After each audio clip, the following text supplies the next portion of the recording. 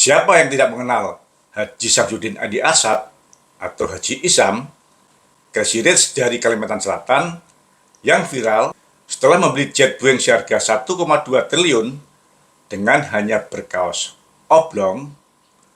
Haji Isam merupakan penerima manfaat akhir atau pemegang saham pengendali dari PT John Lynn Agroraya yang listing pada Agustus 2022. Sedangkan kedua anaknya, Liana Saputri dan Joni Saputra, merupakan penerima manfaat akhir atau pemegang saham pengendali dari PT Pradiksi Gunatama, emiten dengan kode Pegun yang IPO pada Juli 2020. Karena usia kedua anaknya rata-rata masih sekitar 22 tahunan, bisa dipastikan secara real pemegang saham pengendalinya adalah Haji Isam juga. Apakah kedua emiten ini sangat menarik dan patut kita koleksi agar kita ikut kecipratan risknya ya, bukan crazy-nya. Selamat datang di Investor Level C. Kami coba sharing aspek fundamental dari sisi yang berbeda dan dengan cara yang beda agar teman-teman bisa tetap tidur tenang meskipun banyak badai di bursa. Tonton sampai habis ya. Semangat sehat teman-teman investor level C, investor yang fokus pada karakter pemegang saham pengendali. Ada kabar baik apa hari ini? Kali ini, sesuai dengan permintaan teman-teman, saya akan sharing tentang PT John Lynn Agroraya, emiten dengan kode JARR. Kebetulan, penerima manfaat akhir atau pemegang saham pengendalinya juga sedang viral setelah membeli jet pribadi Boeing seharga 1,2 triliun rupiah dengan hanya berkaos oblong. Oleh sebab itu, kali ini saya akan bahas emiten milik Haji Isam tersebut. Dan meskipun teman-teman minta satu, yaitu emiten JARR PT John Lynn Agroraya, saya akan memberikan dua, yaitu emiten JARR PT John Lynn Agroraya dan emiten Pegun PT Pradiksi Gunatama, yang menurut saya secara real pemegang saham pengendalinya adalah sama, yaitu Haji Isam. Apakah kita juga akan bisa ikut menjadi kaya dengan cara memiliki saham-saham emitennya? Ojo kesusu, mengko malah iso ketipu. Keluarga Haji Isam baru melistingkan perusahaannya pada tahun 2020, yaitu PT Pradiksi Gunatama, emiten dengan kode Pegun, yang IPO pada Juli 2020 dengan penerima manfaat akhir kedua anaknya yang masih berusia 22 tahunan. Pegun IPO dengan menerbitkan saham baru sebanyak 900 juta lembar atau 18%, dengan harga penawaran umum Rp115. Dengan nominal harga saham sebesar Rp100, maka PB Vivo hanya 1,15 kali. 40% dana hasil IPO untuk investasi infrastruktur, diantaranya untuk pembukaan lahan baru, untuk pengembangan dermaga atau jetty, pembangunan jalan menuju perkebunan dengan pabrik kelapa sawit, dan pembangunan perumahan karyawan. Sedangkan 60% untuk modal kerja. Dengan PB Vivo yang hanya 1,15 kali, sekilas harga penawaran umumnya cukup murah. Namun, dari laporan keuangannya, saya dapatkan 4 catatan. Bahwa, yang pertama, sejak tahun 2017, Pegun selalu rugi.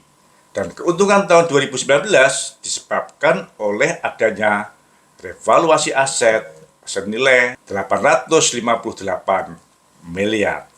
Wow. Sesuai dengan Surat Edaran Bapepom nomor 9 tahun 2012 tentang pedoman penilaian dan penyajian laporan penilaian properti perkebunan kelapa sawit di pasar modal pada tanggal 31 Desember 2019, perusahaan melakukan penilaian kembali atas nilai wajar aset tetapnya berupa tanah dan tanaman. Pendekatan pendapatan digunakan untuk menilai kelas aset tanah dan tanaman yang menghasilkan, sedangkan pendekatan biaya digunakan untuk kelas aset tanaman yang belum menghasilkan. Hasilnya, revaluasi aset terhadap tanah didapatkan nilai sebesar 265 miliar. Revaluasi aset terhadap tanaman didapatkan senilai 593 miliar. Sehingga hasil dari total revaluasi aset didapatkan nilai sebesar 858 miliar. Yang kedua, pada tahun 2022, Pegun telah memperoleh laba sebesar 167 miliar. Sesuai dengan prospektusnya, Pegun menyampaikan kebijakan dividen bahwa perseroan akan membagikan dividen kas kepada pemegang saham perseroan mulai tahun 2023 berdasarkan laba bersih yang diperoleh pada tahun 2022 dengan ketentuan apabila laba di atas 50 sampai dengan 100 miliar, dividen maksimal akan dibagikan sebesar 15%. Bila laba di atas 100 miliar, dividen maksimal akan dibagikan sebesar 25%. Namun, kenyataannya pada tahun 2022, meskipun laba Pegun mencapai 167 miliar, sampai saat ini perseroan belum pernah membagikan dividen. Yang ketiga, sesuai dengan laporan keuangan pada 31 Desember 2022, muncul nama PT Baramega Cipta Mulia sebagai pemegang saham sebanyak 9,2% atau sebanyak 528 juta lembar. Namun, tidak ada penjelasan siapa pemegang saham pengendali PT Baramega tersebut. Kapan PT Baramega tersebut masuk, dan masuknya melalui pasar reguler atau nego. Akibatnya, meskipun sesuai dengan target IPO, kepemilikan saham retail saat IPO mencapai 18%, namun hanya dalam waktu 2,5 tahun, pemegang saham retail telah menyusut dari 900 juta lembar menjadi hanya 369 juta lembar, atau hanya sebesar 6,43%. Sehingga Pegun mendapatkan notasi khusus dari BEI karena tidak dapat memenuhi syarat free float minimal 7,5%. Yang keempat, dari total saham retail sebanyak 360 juta lembar tersebut hanya dimiliki oleh 575 pihak, atau rata-rata setiap pihak memegang 642.000 lembar atau 6.420 lot, senilai ekuivalen 259 juta per pihak. Nah, kira-kira dari 575 pihak tersebut merupakan pihak-pihak yang terafiliasi dengan pemegang saham pengendali atau tidak ya? Lalu, Bagaimana dengan PT John Lynn Agroraya, emiten dengan kode JARR yang pemegang saham pengendalinya Haji Isam sendiri? JAR IPO pada Agustus 2022 dengan menerbitkan saham baru sebanyak 1.233 juta lembar atau 15,29%. Harga penawaran umum Rp300 dan nilai nominal sahamnya Rp100. Sehingga PBV IVO telah mencapai 3 kali. 21% dana hasil IPO digunakan untuk investasi infrastruktur dan 79% untuk modal kerja. Hal ini menurut saya cukup wajar karena fokus usaha JARR adalah pada produksi dan perdagangan FEM, yaitu minyak sawit untuk biodiesel. Namun, sesuai dengan prospektusnya, saya dapatkan beberapa kejanggalan. Yang pertama, JARR baru untung pertama kali pada tahun 2021 karena penjualannya yang melonjak dari hanya 21 miliar pada tahun 2020 menjadi 620 miliar pada tahun 2021. Janggalnya, menurut saya, pembeli utamanya dengan proporsi lebih dari 50% adalah anak usaha BUMN, yaitu PT Pertamina Patra Niaga. Apabila dari kelengkapan mesin-mesinnya, instalasi mesin-mesin JAR baru selesai pada tahun 2021 dan langsung memperoleh pembeli utama dari Pertamina Group. Janggal bukan? Aneh bukan? Apakah untuk transaksi senilai 336 miliar dalam 1 tahun, yaitu sepanjang tahun 2021, PT Pertamina Patra Niaga tidak melakukan verifikasi terhadap past performance kemampuan suppliernya? Mengingat sebelumnya penjualan JAR hanya sebesar 21 miliar.